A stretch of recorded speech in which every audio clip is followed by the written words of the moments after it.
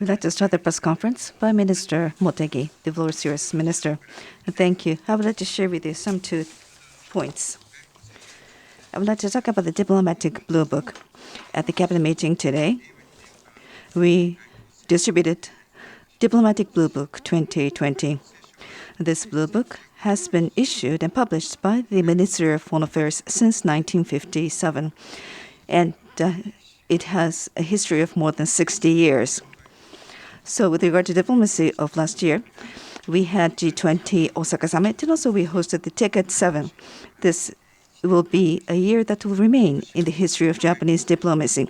In the Diplomatic Blue Book this year, we make reference to the trends of the global community where complexity and uncertainty are being heightened, trends pertaining to relations between Japan and Republic of Korea, and relations between Japan and China, signing of Japan-U.S. trade agreement, and also initiatives in relation to the implementation of a free and open Indo-Pacific strategy. We also talk about the diplomacy that takes a panoramic perception of the world map, and also with regard to perception of the world map, and also diplomacy with both tolerance and strength. We make robust communication about the implementation of such diplomacy. Also, since the end of 2019, as novel coronavirus has affected all aspects of society, economy, and diplomacy throughout the world. With regard to securing safety of the Japanese nationals, we cover the operation of returning Japanese nationals from Wuhan, and also provide information about Japanese citizens, Japanese nationals, as well as Japanese travelers. And with regard to the initiative of the Ministry of Foreign Affairs, to the extent possible, we try to reflect the situation up until early April this year. On top of that, so that diplomacy can be felt more accessible by the Japanese citizens, we also include the topics such as the Rugby World Cup, and also as well as the chefs that dedicated to the residence of the ambassador. And with regard to the Diplomatic Blue Book, we intend to publish them starting from end of June. On top of Japanese version, going forward, the English version, French version, and the Spain version will be compiled.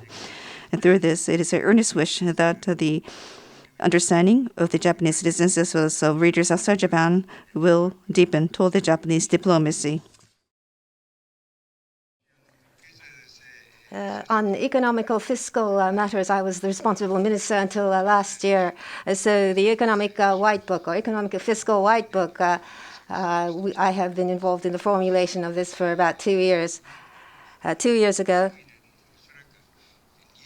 it took about 20 hours to revise so that graphs are more legible and to introduce as many photographs as possible. So to make this easy to understand and to make this interesting to the citizens is something that I strived toward. This year's diplomatic blue book is such that while I was busy in my own way, I read through it thoroughly. And depending on how to structure the chapters is something that I consulted with the working level persons, and this has led to the issuance of the Blue Book. So please read through it. I'm sure there are individual issues about the wording and so forth, the Northern Territories, the expressions used. But before that, please do read through it to see the overall Blue Book, to see what direction Japanese diplomacy is headed toward. So we hope to have your understanding on this. Another point, and this is on Japanese leaving foreign countries and returning to Japan. Those who have left foreign countries and returned to Japan total 9,700. It'll be close to 10,000 soon. And those who wishing to leave foreign countries and return in 27 countries, it's 140. And of this, the 50 persons are slated to leave the foreign country and return to Japan before the end of this week. That is all from me. Thank you. So if you have a question, please raise your hand, and please move forward to the microphone and state your affiliation and name before you ask your question, please. Yamamoto-san, we'd like to go to your question then. Thank you. Yamamoto from NHK. I'd like to ask about WHO, the World Health Assembly.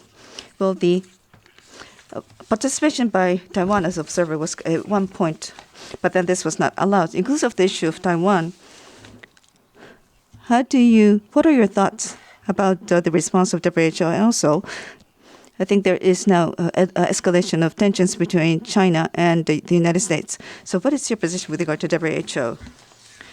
Well, with regard to WHO assembly, the fact that Taiwan was not able to attend as an observer was regrettable. As far as Japan is concerned, since the past, with regard to responding to global health issues, there should not be a geographical vacuum. So from that perspective, we have consistently supported the participation of Taiwan to the WHO Assembly as an observer. And we also took this approach this time around. With regard to infectious disease that have enormous effect on a global scale, it's important that in a free and transparent and expeditious manner, information about various countries as well as regions be widely shared. With regard to countermeasures against novel coronavirus, it is important that the global community unite so that all measures could be expanded. At the same time, once the infectious diseases can be stabilized, then what was the initial response should be considered. And also, what about the functions of WHO? Are there any elements that need to be improved? On that point, fair and independent and comprehensive study should be made at that point in time. Next question, please. No question? Oyata-san, please.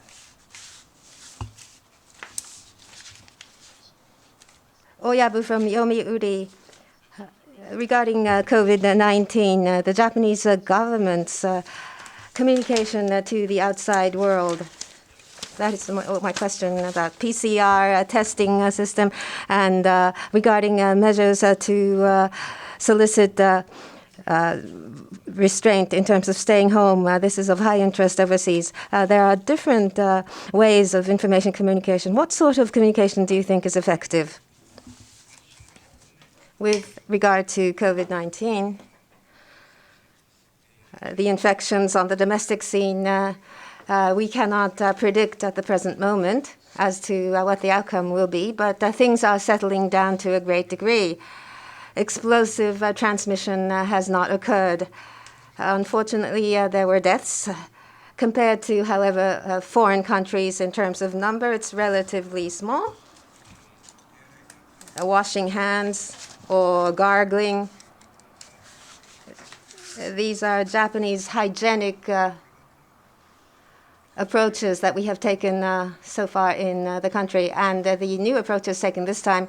I try to look at what the overseas media is saying as much as possible. I believe we're being evaluated considerably highly. In Figaro recently, I believe there was a fairly good article about Japan, according to my view. So in that sense, with regard to individual items, of course, the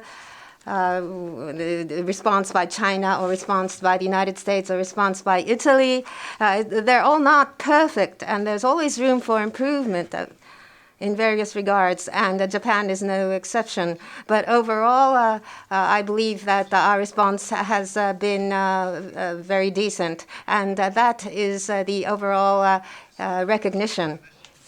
And this correct recognition is something that I need to accurately convey to the international society. The situation here and in our approaches, accurate information communication, and both inside and outside the country to appropriately communicate is extremely important, I think. So at the level of myself, every day I have telephone calls with counterparts, foreign ministers in overseas countries, and Japan's and the counterpart countries' infection status and approaches that they are taking. These are things on which I have exchanges of views on this issue. The international community should unite to act in solidarity. It's important. Information and knowledge should be shared, and the importance of this is something that I share. So these approaches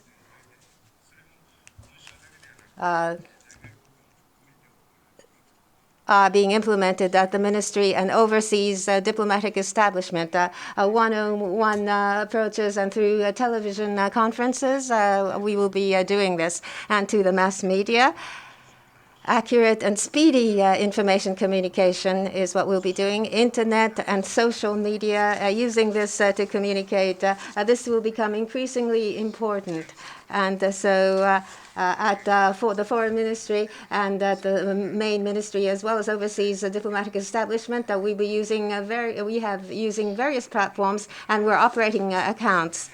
And the regular press conference that we're holding now, a month ago at the MOFA official Twitter account in Japanese and English, we're live streaming in the official foreign ministry Twitter account. And so through different means, we let the foreign countries know we're doing what we're doing, and we're making sure that accurate information is conveyed. Thank you. Next question, please. Thank you. Marianne from Chuo Nippo. My question is at the cabinet meeting, you made decision about the diplomatic Bluebook 2020. And you characterized Republic of Korea as an important neighboring country. That expression I believe, is the first time that you used this phrase in the Bluebook since 2017. What's the backdrop behind the change? And my second question, in Republic of Korea, with regard to the so-called comfort women, there is a support association, but there are now the activities by the support organizations for the so-called comfort women in Republic of Korea are now under criticism. And the so-called comfort woman herself levied criticism against the organization. What are the position of Japan on this matter? Thank you. With regard to the Bluebook, diplomatic Bluebook, well, the number of pages are limited. And within that parameter, we try to describe various events that took place in a given year in a straightforward manner.